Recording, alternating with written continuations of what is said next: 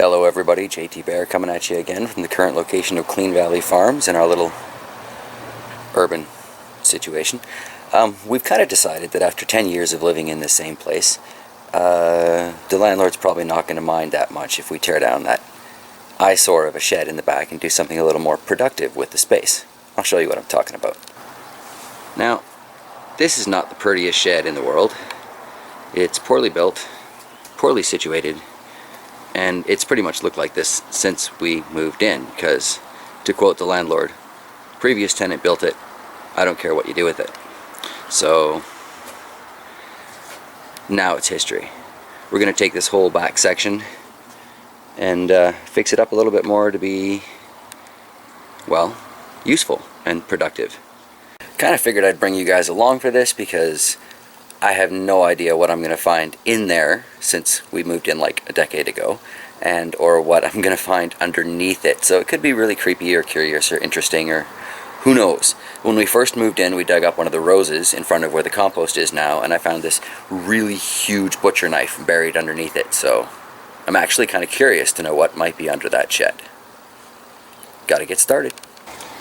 As you can see, it's just kind of a mess in there, but here's one of my favorite features. Who uses pressboard for a ceiling? I mean, really? So, I've been kind of looking forward to tearing this down for years. We just haven't done it. But now, this is history. Might be able to salvage some of those 2x4s, but all of this pressboard is toast. That's just, who does that? Coffee break. Since Chox just made me some coffee, I figure we'll take a quick look around and see where we are at. It's still day one, but not looking the greatest up there, so not sure how much longer I'm going to have on day one.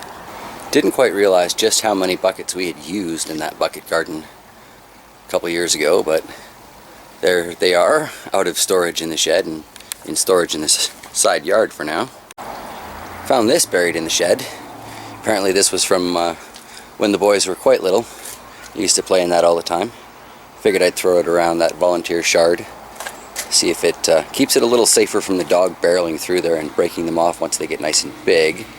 Let's take a look at the really scary bit though, the shed itself. Not quite done cleaning up all the debris in here. But what a mess, eh? Jeez. Gotta love skylights though. And I use the plural because, come around. The grapes are coming through here, and this has just got to come down. Look at that. Not a healthy sign. So everything on the roof here is going to have to go, I think. Still might be able to salvage these 2x4s from the side. Use them for a rabbit hutch construction or something. Maybe wash them with some bleach first.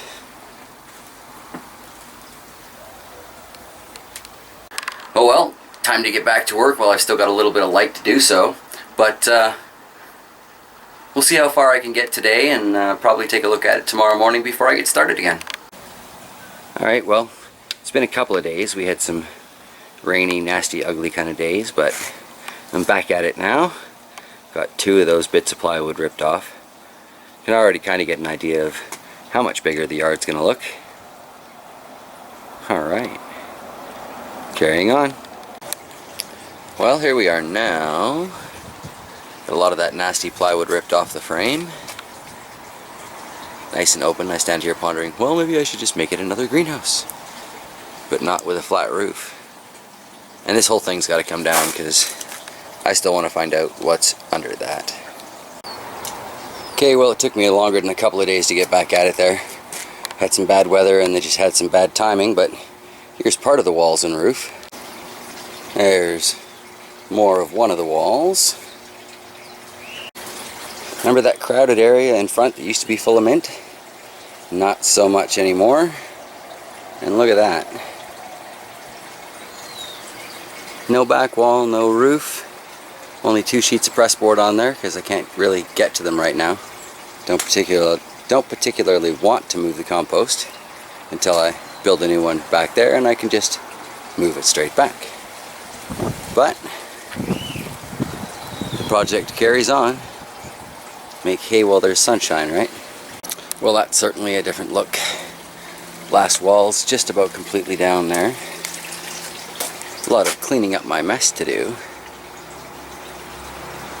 It looks like I've got some future grape pruning to do too. There are actually 3 clotheslines tied in with all that. Maybe I'll find them. That would be nice.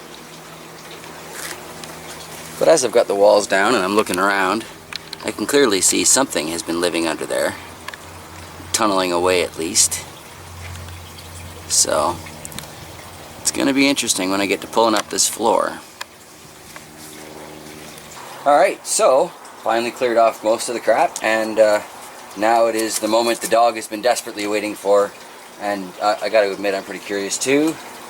So, thanks to Archimedes, we're going to be able to lift this up, give me a lever large enough I can move the world, or at least rock the foundation of a beat up old shed. Oh, holy crap. Yeah, I gotta adjust. Yeah, me too.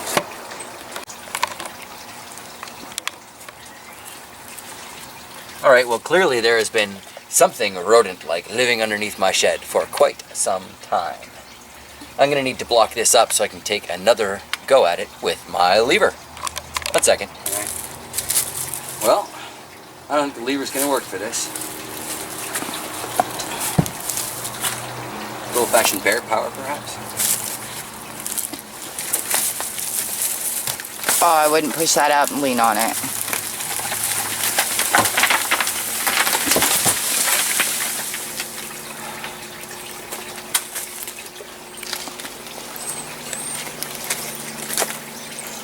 Well, no bodies. That's a good thing. Right. Pressboard floor. What's left of it? Pressboard roof. Who does that? Looks like my siding floor was a good idea when we first got here. Cedar, never gonna rot. Alright, well, that's the tear down and lift up of the foundation of this POS shed. You'll never see this in another Clean Valley Farms video again. I promise. And I'm really happy to say that. So, while I finish this off, everybody, thanks for watching. Have yourselves a fantastic day.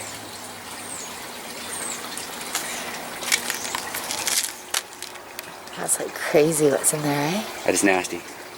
All of those walnuts. Holy crap. And wiffle balls. And wiffle balls. These things are everywhere.